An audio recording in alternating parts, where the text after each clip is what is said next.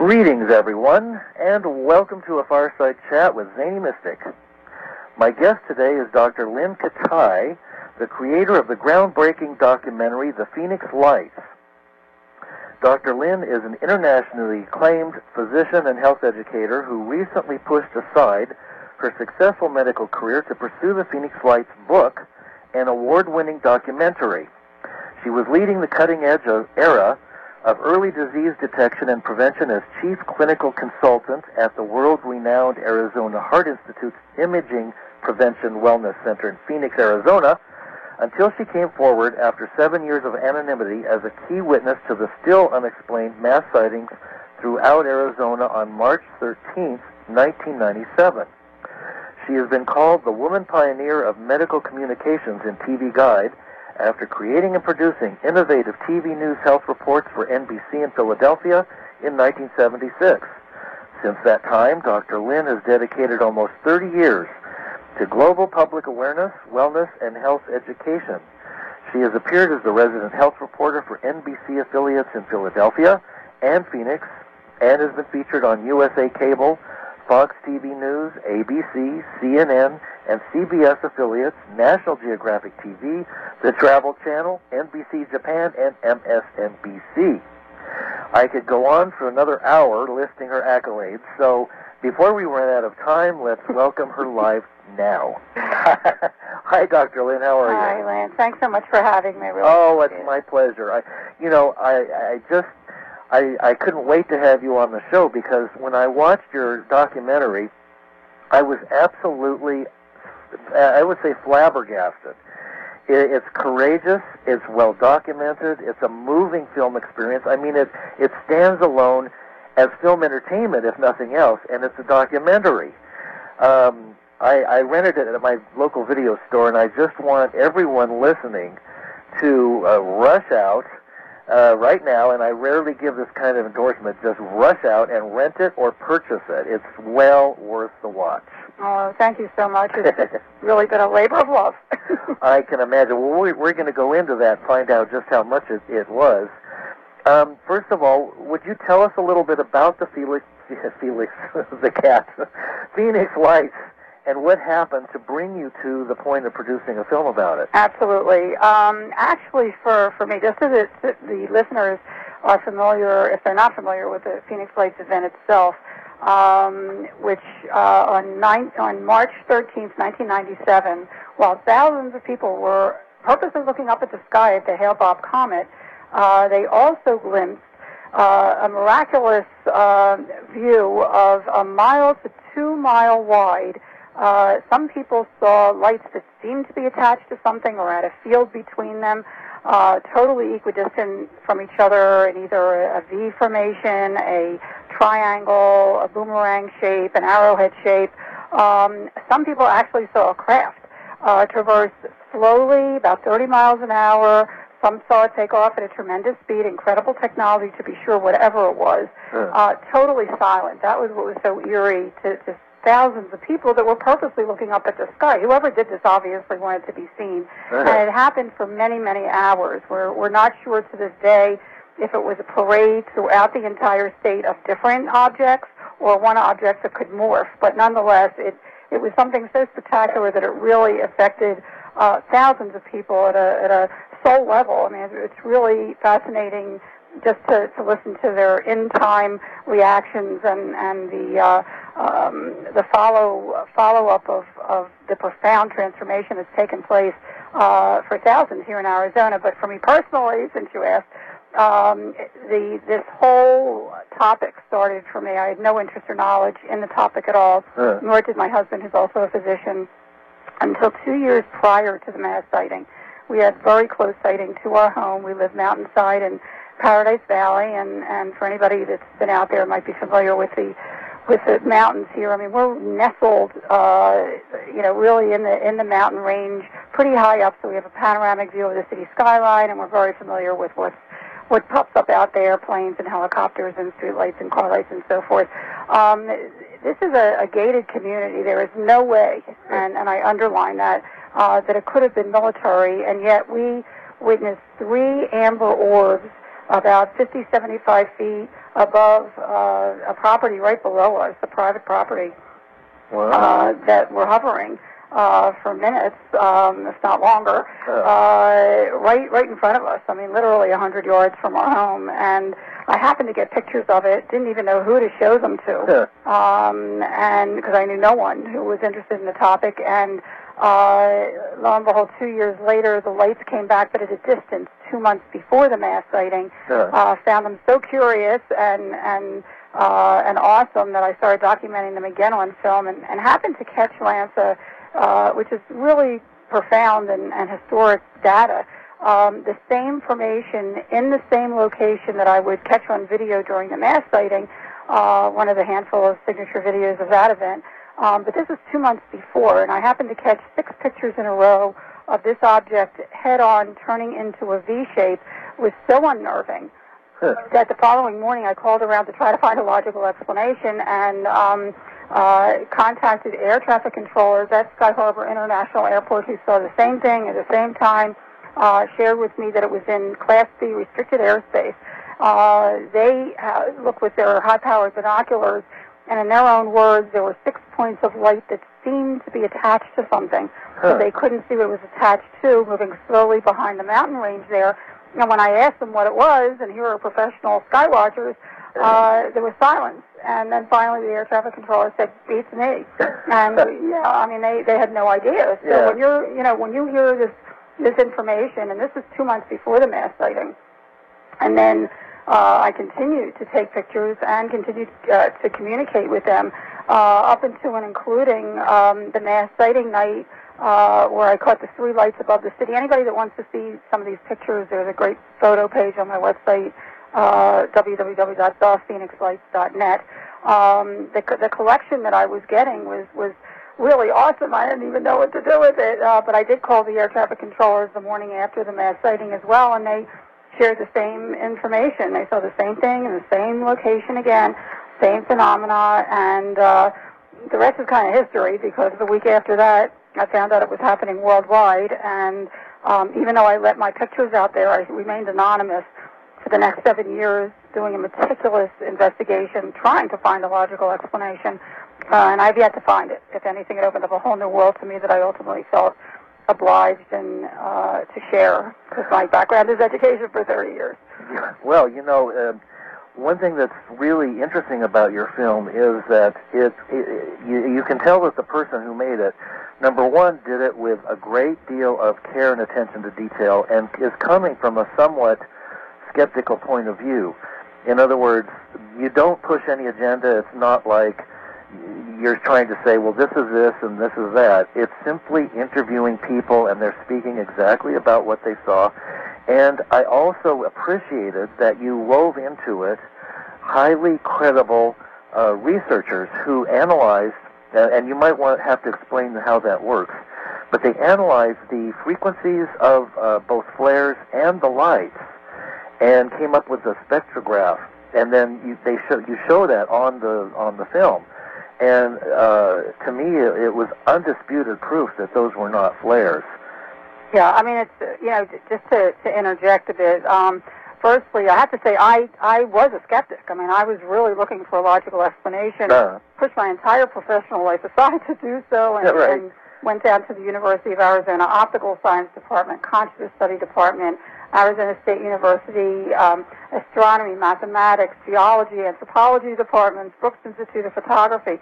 And across the board, not only were the scientists and professors fascinated with my photographic data, but nobody could really analyze it. We don't have the technology yet to definitively define what these things are, but we can tell what they're not.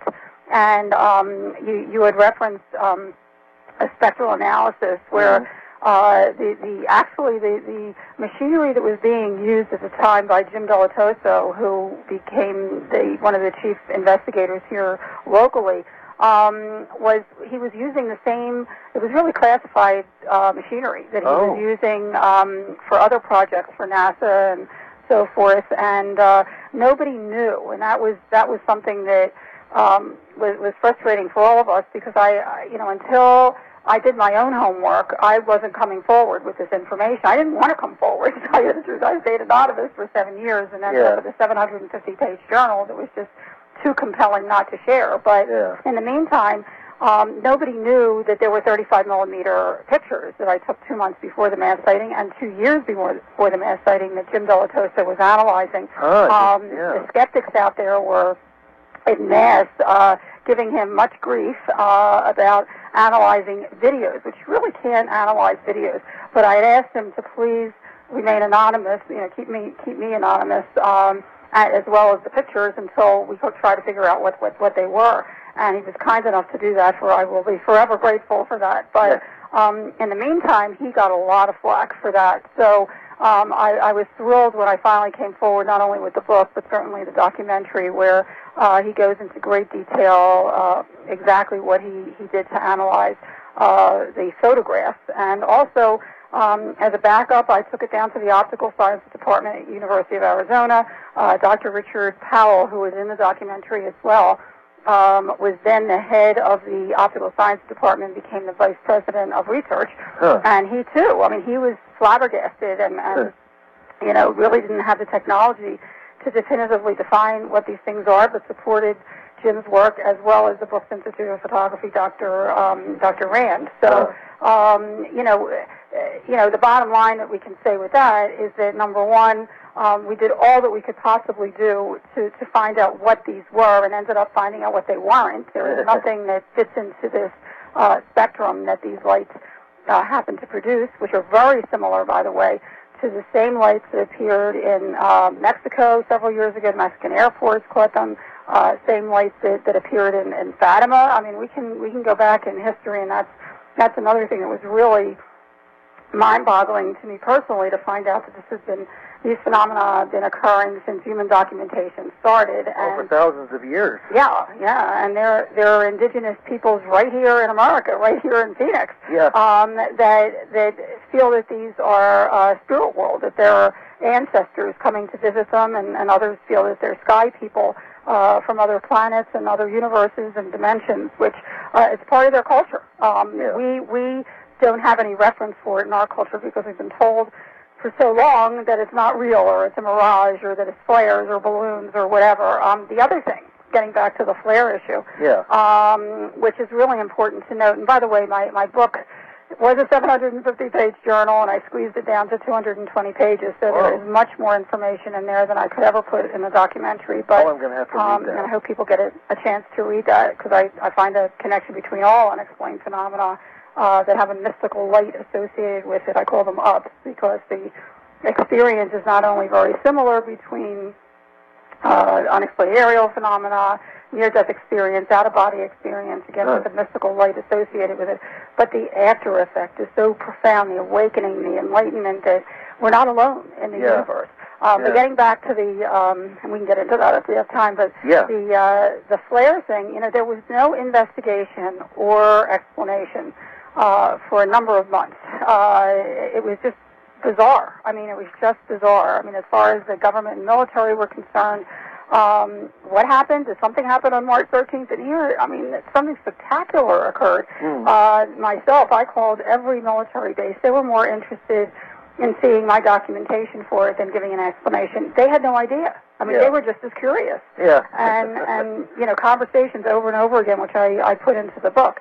But in the meantime, suddenly there was a USA Today article that came out June 18th, and this was months after the mass sighting, that opened the event up to international scrutiny. We were deluged by media from all over the world. Wow. And once they started talking to the witnesses, and I have to tell you, Lance, their stories were so heartfelt and detailed that the media as well, the international media, was saying, what's the story here? There's no investigation, no explanation. Something really spectacular happened here. What's going on? And suddenly, about a month later, July 24th, I get a call from the head of the PR at the Air National Guard, and she says, Dr. Lynne, I think we know what those lights were back in March. And I was thrilled. I thought, terrific, finally an answer. And she said, would you believe in 5 months, nobody ever looked at the log for visiting Air National Guard, and the Maryland Air National Guard were sending off flares, so that must be what some people saw. And I was like in semi-shock, because by then I had educated myself to what flares look like, and it certainly wasn't what we saw. But I said, well, wait a minute, when was the Air National Guard in town? The Maryland Air National Guard, she says, March 1st to the 15th. I said, so they were not here in January? Nope, they weren't here in January. I said, because I had never told her what I documented. I said, well, I have the same information in the same location 2 months before the mass sighting that was confirmed by air traffic controllers at Sky Harbor International Airport the morning after. She said, you never told me that. Then I said, besides, you're telling me that flares that I had learned by then, you know, illumination flares that they were talking about, drift and drop, and they cannot stay information for minutes. I mean, they can't even stay information for 1 minute. And they have huge smoke trails that are illuminated by the flare itself. I said, you're telling me that flares kept the information throughout the entire state for many, many hours? I have a call coming in. I'll get back to you. I'm still waiting. I'm still waiting. 11 years later, I'm still waiting for that call. But at any rate, at that point, you know, it was still, okay, you know, flares, where did they get that one? But, hey, fine, if it's flares and the military did it, and I knew I had pictures not only 2 months before the mass sighting, but when we went back to the pictures from 95, and again, they're on my website, thephoenixlights.net, on the photo page, you can see in the background, while I was taking pictures of the close orb, the same information is there in the same location again. So I have documentation 3 times, at least, at that point, that shows clearly that whoever did this had done it 3 times. Well, fine, then do it again. Reenact. And I wasn't the only one. Many, many people asked for a reenactment. And finally, 1 week before the 3rd anniversary, on March 7th, we get this announcement, headlines in the paper and on the news and radio.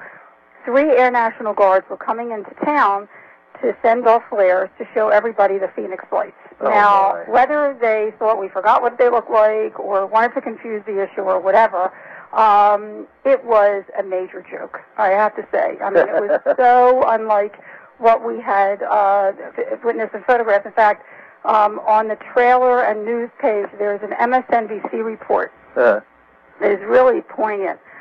When they sent off those flares, that really ticked off a lot of people, including myself, because it was... I would think so, I mean, what are they trying to do here? And I did do an MSNBC report as Dr. Lynne, and it's a really great report because it shows really clearly. We compare the flare drop that night. They tried to make a triangle. It was upside down. It fell apart immediately. You could see the smoke, you know, huge smoke trails with the in the movie you show it, and it's clearly obvious what, you know, the difference you just see that they're not the same thing. I mean, it's just people obvious. are still feeding into that. And I have to tell you, Lance, I mean, there's a couple other issues with the flare thing that, you know, I really have kept the lid on because I'm just, you know, I just want to get like you said at the top, I just want to get the information out there. The data speaks for itself. But there are still people, and I have to share this too. Look, everybody comes from a different background, a different upbringing, a different belief system, and there's going to take people longer. Look, it took me 7 years for it to really sink in. So I certainly can empathize with people that just can't deal with it or don't want to deal with it.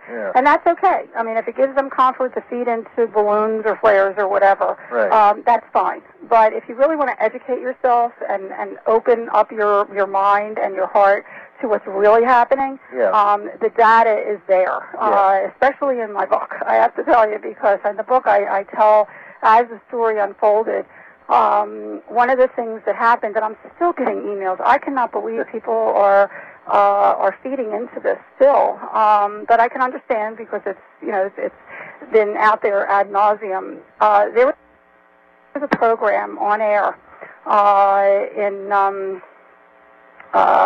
shortly, I guess about a year after, called Anatomy of a Sighting, and it's shown on a number of major stations. But at any rate, it was a very good program, very well produced. But in the middle of it, they try to show the boomerang formation, the huge boomerang formation. It's quite riveting information, I have to tell you, because it really does look rock solid in information there. Be that as it may, that around 10 o'clock, a handful of us had taken video, and again, mine are the three lights over the city like a giant triangle that people were describing statewide for hours before, and some after as well, from about 5 p.m. to about 2 a.m. But at any rate, there's several other videos. One was taken right before me, about 10, 20 minutes before me, Tom King's, who is just amazing. I mean, his is an arrowhead, and those lights are attached to something.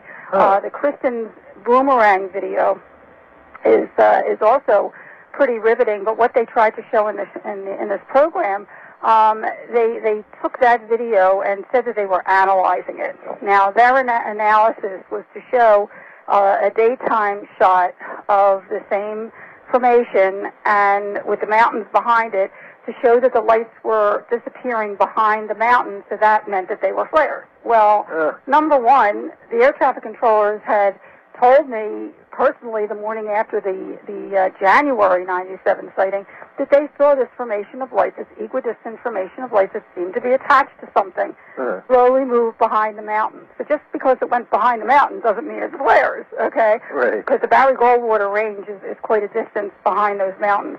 So, you know, they made the case that it was flares because it went behind the mountains. It must be over the Barry Goldwater range, which again doesn't mean they're flares anyway, but after that show aired, Mike Kristen, who actually took that footage, was just irate and went to a local TV station here, and he said, look at my footage. There is one lone light that is separate from that big array, boomerang array, that's on the right side of a tree on his property. If you look at the original footage. In the program, which, by the way, they showed over and over and over again. And in the show itself, they keep saying the lights conform to the mountains, so they're flares. The lights conform to the mountains, so they're flares. Over and over and over again. If you look at the program, that one lone light is either absent altogether or on the left side of that tree on the Kristen property, which means, in essence, that they altered the video. So those lights would conform to the mountain range. Now, again, you know, the data speaks for itself. Don't take my word for it. Look at the program. Look at the original footage. It speaks for itself. And I have to tell you, to this day, I am still getting emails from people who are feeding into that, whether they're looking for a logical explanation or whatever. But they really, you know, made the case so impressive. And they've shown it so many times that a lot of people fell into that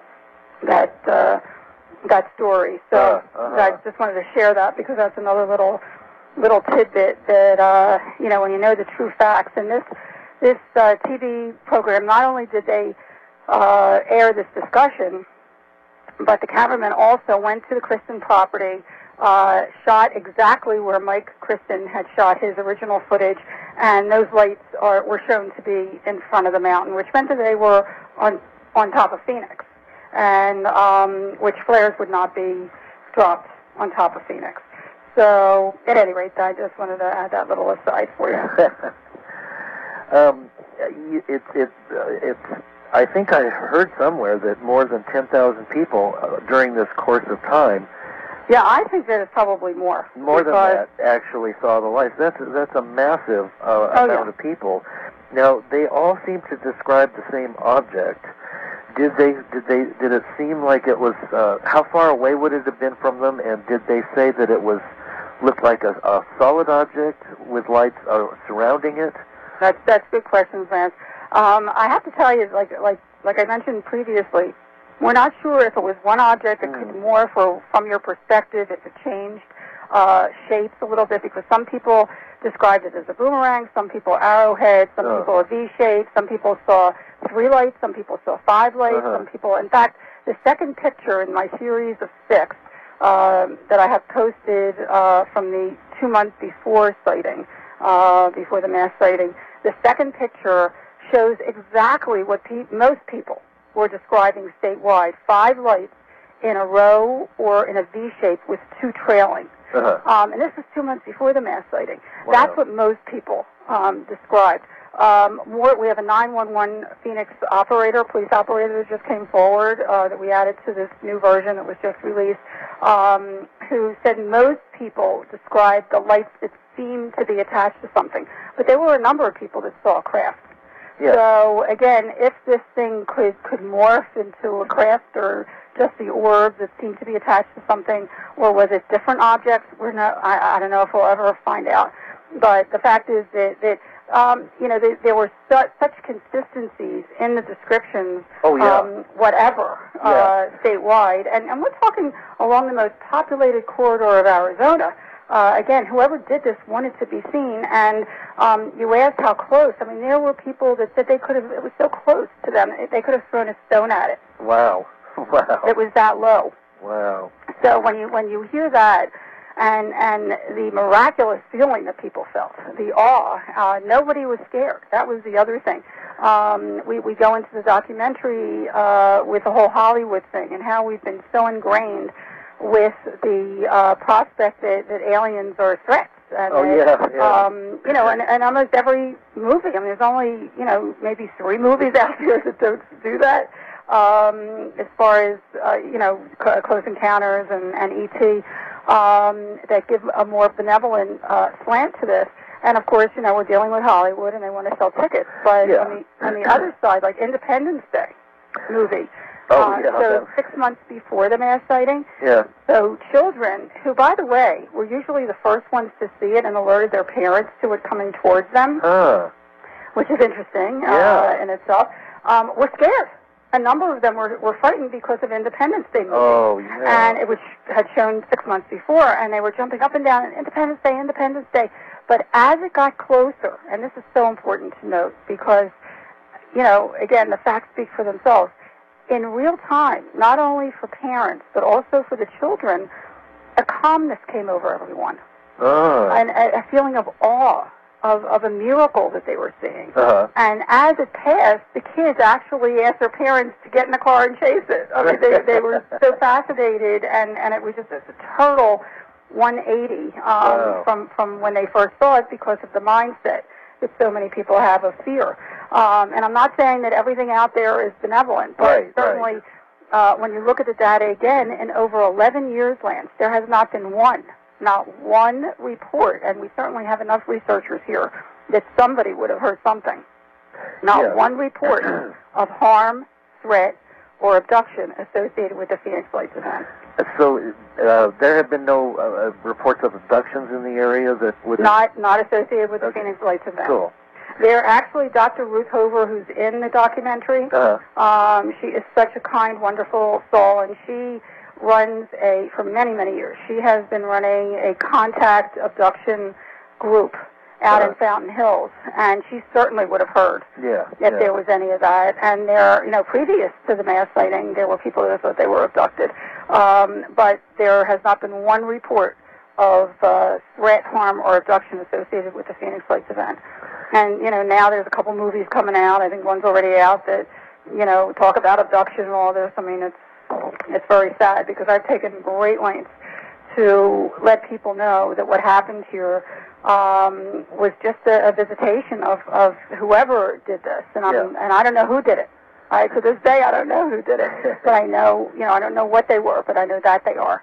And whoever did this, besides wanting to be seen and alerting us to their presence, and doing this worldwide for the same reason, is doing it in a gentle, caring way to wake us up to the fact that we're not alone. And also, as you learned in the documentary and we talk about in the book, to the very profound message that all unexplained phenomena, near-death experience as well, people come back with the same message to wake up to what we're doing to ourselves and our planet before it's too late. Well, what's so funny is that we're so worried about, some alien entities doing something bad to us, which we don't have any evidence for whatsoever. And here we are killing our fellow man in Iraq and Iran and Afghanistan, and, there's practical genocide in Africa with starvation. We do it to ourselves. Exactly. We don't need any extraterrestrials. If anything, we could use a little help in learning how to modify our behavior here. Right, and you know, people ask, well, why haven't they visited us? Well, besides the fact that many in the ufology realm feel that they're here already. Yeah, exactly. And that there are many different groups. Many different. And that, you know, it's time we wake up to that fact. It's not, is it real? It's definitely real. Yeah, now let's find out who's driving these things. Yeah. And why. But most feel that they're observing and that they're, you know, that they want us to go in our own destiny, and you know, it's kind of a hands-off type of thing. But a lot of other people hope that they, like you, hope that they help us. Yeah, well, it's certainly, we need a lot of help. If they had any negative intent, even just with the sightings that everybody in Phoenix had, they could have easily, it would seem, exactly. that kind of technology have destroyed the planet that they wanted. Oh, are you kidding? Oh my goodness! I mean, if they, you know, obviously they're much more sophisticated technologically than we are, and you know, if they wanted to, obviously they could have taken over a long time ago. And when you know, when you really delve into the history of all this and see that they've been here for millennia, you know, you wonder. I mean, who are they? I mean, are they interdimensional? Are they time travelers? Are they us? Are they a part of us? You know, I mean, who knows? But, and hopefully we'll find out in our lifetime. But at any rate, they are obviously not here to harm us. At least the ones that we've been seeing here in Arizona, and the same phenomena are happening worldwide. I mean, they just had the sightings in Texas, in Stephenville, Texas. Talk about recent, you know, sightings that are very similar. So, you know, they're showing up at a faster pace worldwide. So something is definitely afoot. Something's happening. And you know, talk about history in the making at this point. You know, when I first came forward, I mean, I stayed anonymous not only because of the controversial topics, but you know, for fear of risking my entire professional life. Right. I had gone back to work as the chief clinical consultant at the Arizona Heart Institute Wellness and Imaging Center to help put our younger son through medical school, and was really fearful, you know, once I came forward in 2004, what the reaction was going to be with my peers and so forth. And I have to say, I've been very blessed. People really appreciate the work that's gone into this, and the mindset is changing, particularly in the last couple years. The media here locally, I used to do reporting, you had mentioned, I used to do reporting for NBC here in the early 80s. So the people that were just starting at the time are now news directors and producers at other stations. And so when I came forward, and they used to call me Dr. X, Jim Delatoso coined the phrase Dr. X, because my pictures were out there, but I wasn't. But at any rate, when I did finally came forward, and they said, "You're Dr. X, well, come on over," because they now, you know, they knew that I wasn't going to be doing this unless, you know, I really did my homework and was scientific about this, and they appreciated that. So the media here, it's really an example, a boilerplate for other places, because they are so open now to anyone that wants to report something unusual. There's no more of the ridicule and laughing and snickering that when it has been going on for so many decades. And, yeah, that's so sad. It's really changing. Something's going on, and disclosure is happening. And in my book, right from the beginning, you know, I even say, I mean, it's going to come from the people. This is really a grassroots effort. You know, so many people ask, well, why isn't the military and the government coming forward? You know what? They have a job to do. I've been told by many people that seem to be in the know that there is there are people above our elected government that are really in the power plays of all this, and God bless them. I mean, everybody has their own job to do, an agenda. It doesn't matter anymore. The people are seeing things, and the people are educating themselves, and that's why I'm really glad that I did come forward, because it just gives one more piece of credible information that people can look at and learn and grow from, and if they choose to, and really understand that we're not alone in this universe, and it's time we wake up to that. Absolutely. Well, if anything, your film and your book have actually shifted the whole field. I mean, it's just brought so much light and credibility to it. It's really amazing. Did you find in doing your interviews for the film that people had, once they opened up, that they had also seen these things at other times or had seen other things as well? Oh, it's unbelievable. Even when I came forward initially, when I was at the Arizona Heart Institute, I couldn't believe the people that, came into my office and said, Dr. Lynne, I have to tell you, I saw this thing when I was, 8 years old, and, I was at the beach in Atlanta, and blah, blah, blah, whatever. It was just unbelievable how many times, and I'm a little hesitant in certain circumstances to share what I'm doing right now. Right. But once they find out what I'm doing, it never fails. There is somebody in the group that has seen something, experienced something that's real to them, and they've never talked about it. I've gotten thousands of emails since I came forward from people just thanking me, and boy, talk about, feeling good about coming forward as a physician, because there's so much healing, here that needs to be done for people that have experienced something that's so unusual, and they've been told that it's not real, that they're crazy, that they're, that they dreamt it up, or it was a mirage, and most things can be explained. Let me say that. Most things can be explained. Well, I think we're really opening up to so many things, and it makes sense that humanity is not a stagnant thing. It's a living and evolving group, and, at some point we will take a leap forward, and, ready or not, we're right at the verge now where there's just a lot of things going wrong with the planet, and we really do need to wake up. Mm-hmm. So regardless of, whether or not we have outside help, we need to start taking responsibility for our own planet and start loving it, and healing it, as you said. Absolutely. We have so much positive potential that we have never even tapped into yet. And, we're so lucky to live on this beautiful, beautiful planet with so many resources, natural resources, that we're just, it's like an adolescent. It's just, scribbling the walls and like a child. It's digging up things and destroying things without thinking. And, I think that's a big message here as well. So, hopefully people will start waking up. We're, as Dr. Edgar Mitchell has said over and over, we really are the stewards of this planet. And, we're supposed to be intelligent life.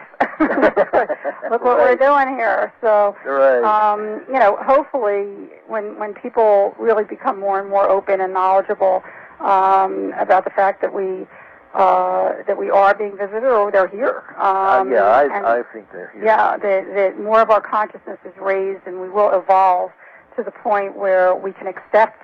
Look what we do to our own people. If you're a different color or different religion or whatever, it's shameful.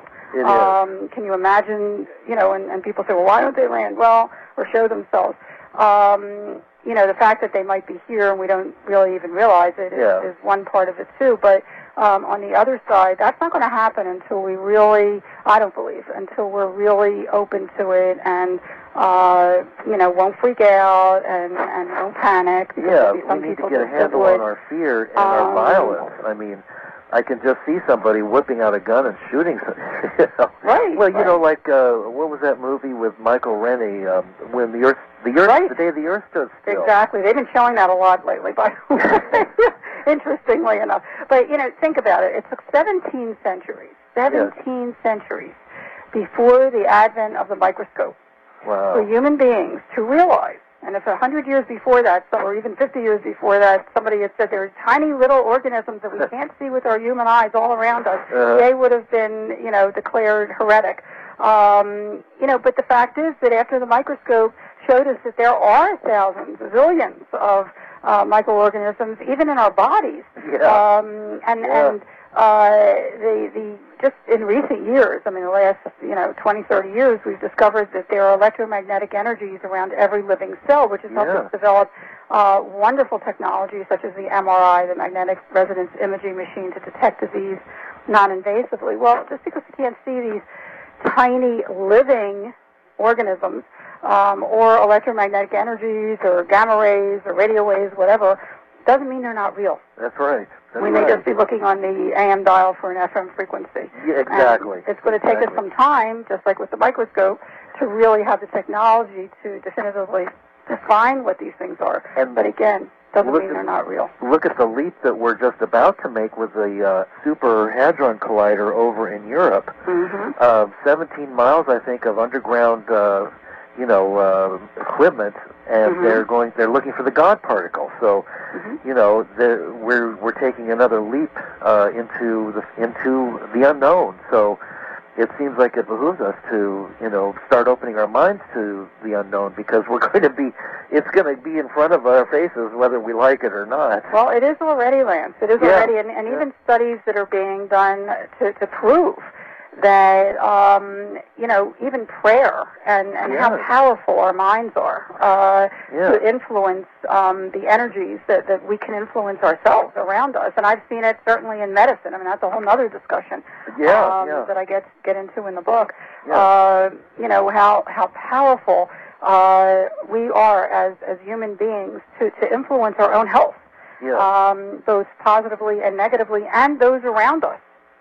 Because there are energies that we produce, and again, that's a whole other conversation, within ourselves that can certainly influence those around us positively or negatively. So to me, thinking positive and getting into that realm will attract the positive. Yes. And you'll see the reverse is true. I mean, if you're a negative person, I bet you have some illnesses happening, within your own body and probably, even with family members around you. And it's really amazing that now they're finally studying this at university level and showing quite vividly that it's true. And even prayer can influence things miles away. So it's so intriguing, and we're just starting to tap into this positive potential that we have, and hopefully we can continue to do that and create some wonderful things. Now, have the lights been seen since the major sighting? They have come back? Good question. Again, if you go on my website, thephoenixlights.net, on the photo page, there were a number of other instances subsequently where I have photographed, and even in the documentary, we have several sightings that I put at the end of the film. But just recently, and that's like a whole other discussion as well. We could spend an hour on that. We'll have to have you back. There was. I would love to. Good. There was a sighting here. Now, listen to this one. I mean, I have to say, that's the other thing. I have no longer belief in coincidence. There are no coincidences in my mind, because and again, I started out as a skeptic here, but there were so many things, and even the pictures and the sightings that I had that I photographed that are on my website, things were happening at that time that were just too serendipitous, including this. The latest sighting here on April 21st was very intriguing because whether the military was prepared for something, because I did a radio program the next morning, first thing in the morning, and there were callers that called in to say they saw the same lights the night before, which is very important information. Hours after this really was giant news. I mean, I walked in, and this shows you just the connection that we have now with the media that's so wonderful. I walked in from the X conference in Washington, D.C. That was held the weekend before, and the phone was ringing that Monday evening, 8 o'clock, April 21st, and it was the CNN affiliate producer saying, "Dr. Lynne, do you see the lights out there?" I mean, as it was happening. It was just fabulous. And we're nestled in a mountain range, so other than the fourth wall that we see the city skyline, we are obstructed from that particular view in the Northwest Valley. I said, but let me call my medical practice office manager. She lives out there, which I did, and she got in her car immediately and went out there and calls me back and said, Dr. Lynn, I don't see any lights, but I see lots of helicopters, more than I've ever seen. So there was definitely something going on out there. Shortly after that, air traffic controllers at Deer Valley Airport, where it was quite near to, reported that they could not identify it, nor could air traffic controllers at Sky Harbor Airport. What they were seeing were, if you look at the video, and there's a couple different videos. A couple aren't as good, but there's one video that's really great out there that shows 4 points of light that are equidistant from each other in a straight line, and then they turn into a square, and then they turn into a kind of a V with one trailing, and which is pretty amazing to see. I'm sure for the people that were describing it. And on Tuesday morning, I started getting calls. I don't even want to tell you. It was just overwhelming, not only from radio programs and TV stations, and I was running around all day to different TV stations talking about this, but I also got a call from Fox in the morning with Mike and Juliet, and we actually have that segment on the website under trailer and news. If anybody wants to take a peek at that, it was really a great. They flew me overnight to New York for that. Wow. But by the afternoon, and I was in the middle of doing an interview for Good Morning America and Nightline, when we got a call that, this was about 4:30 in the afternoon the next day, that a neighbor of a fella down the street said that he saw actually send up balloons tied to flares, 2 minutes, 2 at a time, and that's what it was. And this guy, I have to tell you, I didn't know this right away, but somebody emailed me that this guy looked military. He had a really short haircut, and if you look at his interview, he looks military. But be that as it may, when the news people, and again I'm real connected with them now, went to this guy's house, not only were there only children there, and supposedly he was sending them off with his children, they knew nothing about it, or they said they knew nothing about it. But when they finally, tied this guy down, not only would he not reenact it, but his story was different. He said that he was sending these balloons with flares 1 minute at a time. Well, from all the emails that I did receive after, that people that work with pyrotechs, and some of them are in dance companies that do these kinds of things. First of all, they said it is so expensive to do this, number one. Number two, one person could not do what he said he did. That it takes a whole team of people to do what he said he did. And third of all, that, for him to be sending them off 1 minute after each other, and then for them to form a perfect line, and then a square, and then a triangle, is pretty miraculous. Okay, so there's a lot of holes in the story. Plus the fact that initially, the next day, the fire department was really up in arms because we have had no rain here since February. And the humidity at the time was 4%. So they were really irate that anybody would do anything like this in the dry desert. Well, the guy's never gotten in trouble, nor has he reenacted it.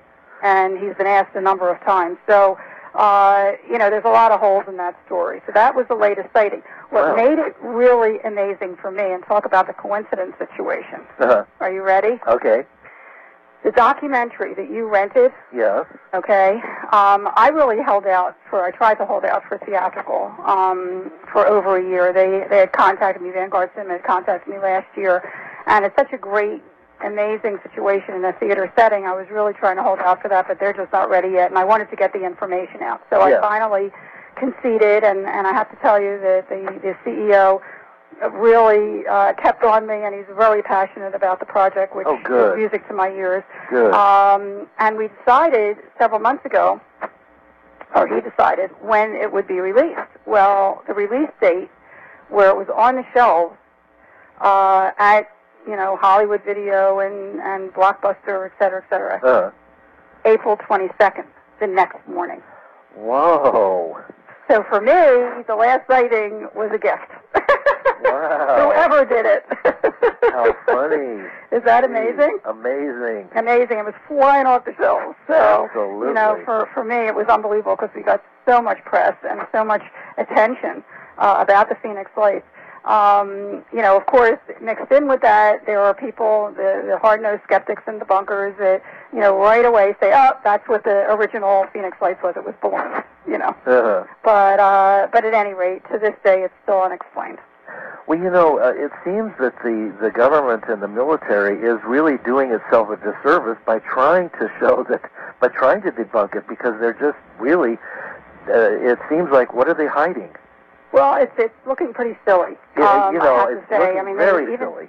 Yeah, I mean, you're making a really good point, because, you know, if you look at the Larry King show recently, and even the Dateline NBC show, we have that segment, because they did the top 10 UFO sightings of all time, and the Phoenix Lights ended up number 1. I would think so, yes, absolutely. And we have that segment on the homepage on thephoenixlights.net. But at any rate, they, you know, throughout the show did have skeptics, and they feel that it's important to do that for whatever reason. Yeah. And they're beginning to look really silly. I mean, it's gotten to the point where, you know, in the past, people that came forward to say they saw a UFO were the ones that were laughed at. Well, I think at this point, if you really look at the silly reasons and the shoes on the other foot, they're the ones that look silly. Yeah. And they're the ones that are laughed at now by many people. I think, you know, that we've matured quite a bit, and, you know, they keep throwing that report from decades ago that if we, you know, I can't remember the name of it, but supposedly the think tank did a report that, you know, if we were given this information that we'd all freak out and people would jump out of windows and all that. Well, you know what? I really don't think that would be the case, and in any case, can't we be allowed to have the truth? And if there is an interstellar communication going on, and obviously it's been going on for thousands of years, wouldn't we want to be curious about it and find out who our family out there in the universe and galaxy is? Absolutely. I mean, I'd love to find out, you know. I wish they could just land all over the place and you know, come out and speak to us, but you know, I guess we have to be prepared for it. But well, that's absolutely true. When they first started, you know, we have to remember when Roswell happened 60 years ago, we were still in you know, we had just finished the war, we were in a Cold War, people were still in a panic mode, and I'm sure at that point, you know, for everyone concerned, and J. Allen Hynek, who, by the way, was the head of the Project Blue Book, which was the only public, announced public study of UFOs at the time, and he was plucked from the head of astronomy at Northwestern to head that project. Yeah. And he actually coined the phrase "close encounters," by the way, and worked with Spielberg on the movie. But what was really interesting is that even though he, you know, would say that it was swamp gas, it was balloons or whatever, after 4 years after Project Blue Book closed, with the announcement that UFOs are not a threat to national security. Now, why did they even make that announcement unless they knew something? Exactly. Okay. But besides that, he came forward. Not only did he form the UFO Center in Chicago, to study UFOs, and if there weren't any UFOs, why did he do that? Right. But right before he passed on in the 80s, I believe, he made the announcement that, you know, he was told at the time not to scare people, not to panic people, that any UFO sightings that could easily be explained away were to be put, you know, to the public and the media, and those that were unexplained were tucked away somewhere. Yep. You know, at the time it was a different mindset in our civilization. It was. We, you know, the last 60 years we've been almost spoon-fed, even though a lot of it's misinformation and disinformation. The fact that, you know, we might be visited, and now with technology and with people, with the raising awareness that people have, and a lot of people here look up in the sky and keep their cameras handy, which is wonderful, and a lot of them are catching glimpses of things and documenting them. If you can see through the chemtrails. I mean, well, yeah, that too, but it's happening at a faster pace. People are aware of it, and it seems that the beings are aware that we're aware of it, and are stepping up their sightings, so that as more and more people see these things themselves, it makes a big impression. It makes a bigger impression than somebody telling you about it. So, you know, it's going to take a little bit of time, but I think and who knows? I mean, some people are talking that a big event is going to happen soon because well, people are ready. I think it might be. We're almost out of time. I wanted to find out: are you going to be what's next on the list for you? Are you going to be doing another movie? Well, I have to tell you, this is taking so much time. I mean, I've given up my medical career now. Actually, I left the Arizona Heart Institute. That's what it really tweaked me when I first came out with the book, and I started doing lectures at Barnes & Noble and so forth, which I continue to do worldwide. Wonderful. I did a presentation for a middle school. I was asked by parents to present, which was like a first, and they were at the edge of their chairs. I mean, young people is my passion for 30 years. I didn't even mention that, but my passion for 30 years, and I've dedicated my own heart and pocket to produce video and workbook curriculums on the reality of vital health issues like AIDS, pregnancy, and substance abuse that are being distributed currently by Discovery Education. When this fell in my lap, and certainly when I presented at the middle school and was deciding whether to do the documentary and ended up leaving the Arizona Heart Institute to finish it, they were at the edge of their chairs. I mean, they thirst for this knowledge, and I realized there's a chunk of history missing from our history books, and I hope that with the book and the documentary, just as with these sightings, touching one person at a time in a gentle, caring way to wake them up, inform, is what I'm doing now. That's my life's work. I think that your film should be shown in schools all over the country. Oh, that is my dream. I really do. It's just my dream. Wonderful. Yeah, that is my dream. And a lot of schools are doing it, actually. Teachers are I get emails all the time, taking it upon themselves, and they, if there's teachers out there that are interested, let me know, because I've been doing all kinds of, film conferences after the film. I just did one at University of Connecticut, another one in Vermont, all over the United States, so that, we can chat about it afterwards. I love to hear from young people, and certainly that's my dream, is to get this project into the schools and into the hearts and the minds of people out there, so we prepare for what's ahead. And I really appreciate you letting me share it to prepare your listeners. I'd love to have you back, because I really get your passion and the intelligence and heart that comes from you. The film is a wonderful film, and it's called The Phoenix Lights. It's a documentary. And would you let people know how to reach you? And absolutely. Where you can get on my website, www.thephoenixlights, one word plural, thephoenixlights.net. The book and documentary are available there and on Amazon.com. And certainly the documentary is available for rental in most stores now. So, and that's where I got it at my local video store, and I'm telling you, just run out and rent it, because it is such a wonderful film. Thank you. And there's bonus features. We were talking about that before. The bonus features are almost as good as the movie. Thank you. Well, there was a lot in the film that I couldn't keep in the film because it was running too long. So we kind of put them in the bonus features. So you did a fantastic job on it, Dr. Thank Lynne. you so much. I just want to thank you for being with us, and I want to have you back again soon. Absolutely. I look forward to it. All right. You take care now. Thank you. All right. Thank you. And I look forward to hearing from your listeners. Thanks. Oh, me too. Bye-bye now. Bye-bye. Bye-bye.